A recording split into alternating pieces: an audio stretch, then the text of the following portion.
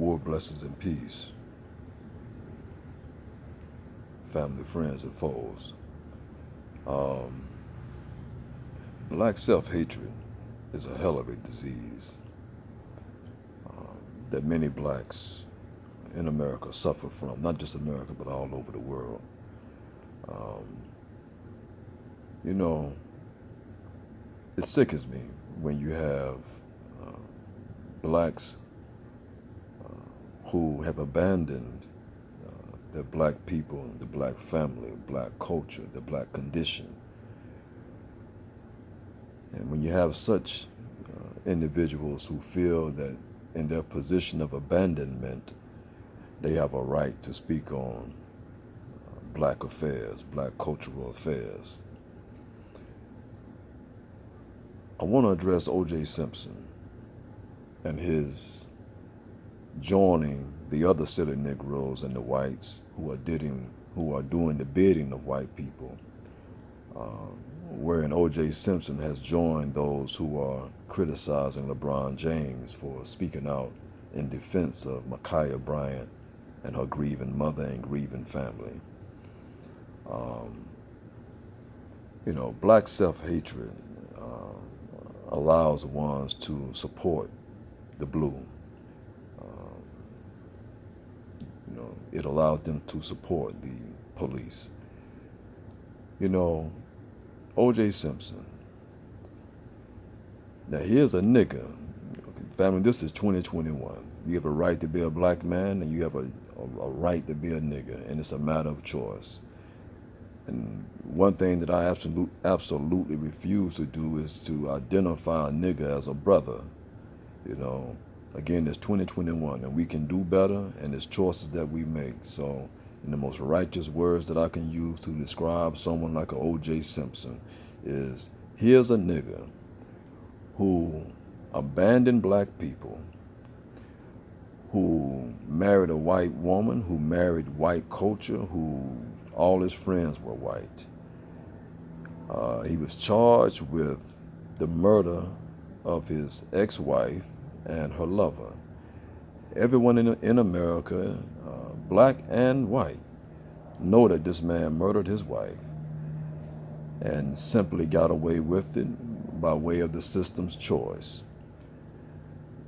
And while it was black people and black churches all over America that were praying for this man, that he be found not guilty for these crimes, when the verdict came down that O.J. Simpson was not guilty, it was black people and the black church, blacks in all over America who were in tears of joy, celebrating that this black man was found not guilty.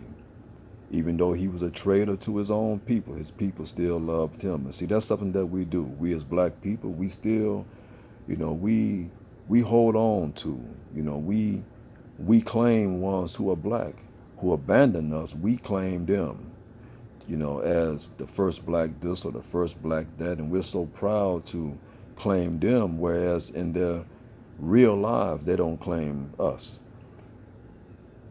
But here's a nigga who abandoned black people, and when he was found not guilty, and black people were crying tears of joy, what did he do? He turned right around and went back and got another white woman and said, to hell with black people. He turned right around and went back to another white neighborhood and said, to hell with black people. And then eventually he got arrested. And then he got a second chance. And when he got his second chance of freedom and he's back out, he didn't go back to the black community. He's out there playing golf in the white community. But now he has the audacity to condemn a LeBron James for speaking out in defense of Ma'Khia Bryant, who was the 16-year-old sister who was murdered by police on the same day that Derek Chauvin was found guilty in the murder of George Floyd. Black police officers opening their mouths all of a sudden. For years, black police officers have been quiet. They haven't opened their mouths.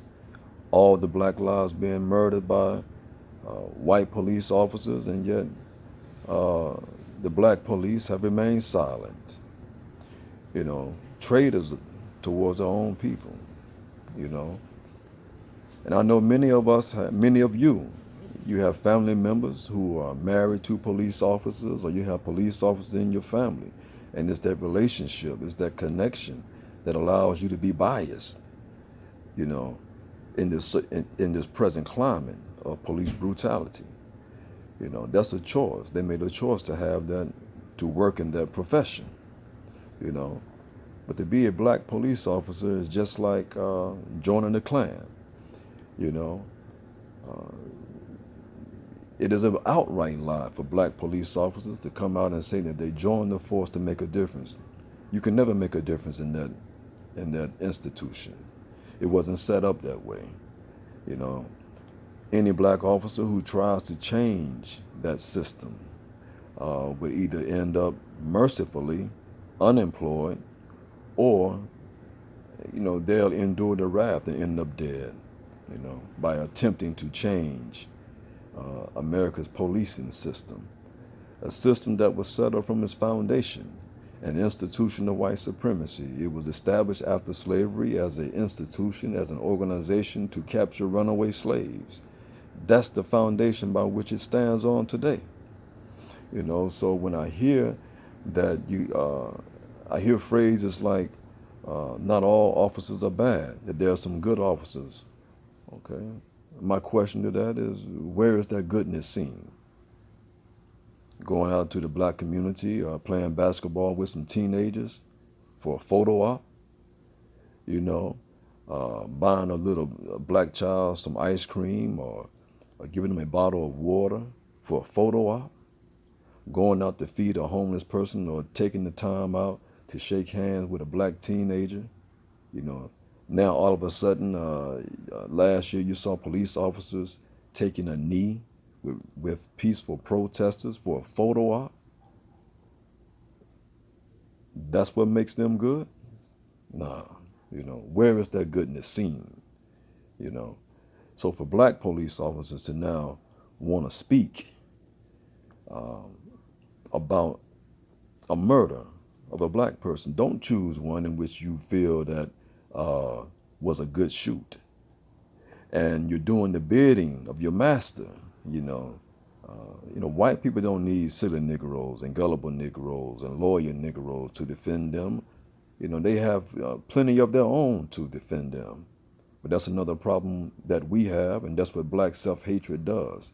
Black self-hatred is a disease that forces you to love your enemy and hate your own kind. So it's just sad that we have to waste this type of time, to discuss these type of issues. So we can do better, family. We can do better. LeBron James, brother, thank you for having the heart, having the courage, with all your wealth and all your fame, to have the heart to speak out about things that many are afraid to speak out on. To speak in a manner, to use your platform, to use your fame, to use your notoriety, to risk losing it all, to risk being slandered, to risk being experiencing loss. Many don't have anything to lose, but you have so much to lose. So thank you, brother, for having the heart to be an example, and thank you for having black love in your heart, the type of love that allows you to be more sympathetic and empathetic to black victims rather than their white murderers. War, blessings, and peace.